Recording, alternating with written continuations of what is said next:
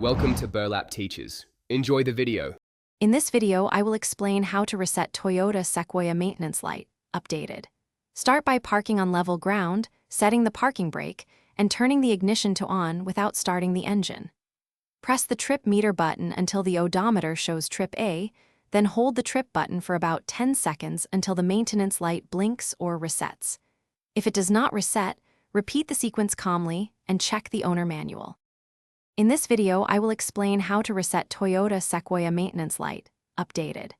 With the ignition on and trip displayed, press and hold the trip button for roughly 10 seconds until the maintenance required light flashes or the display shows a reset confirmation. Release the button and cycle the ignition to verify the light is off. If the light persists, turn the key off and repeat the procedure slowly to ensure each step registers properly. In this video, I will explain how to reset Toyota Sequoia maintenance light, updated.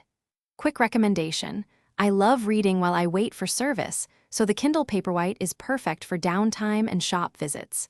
If you are finding this video helpful, please subscribe and like to support the channel, and check the description for the product link and other deals. Thanks for watching. Now let's get back to the video. In this video, I will explain how to reset Toyota Sequoia maintenance light, updated. Make sure the display reads trip A because trip B will not initiate the reset sequence. If the maintenance light still will not clear, inspect fuses and battery voltage, then try again.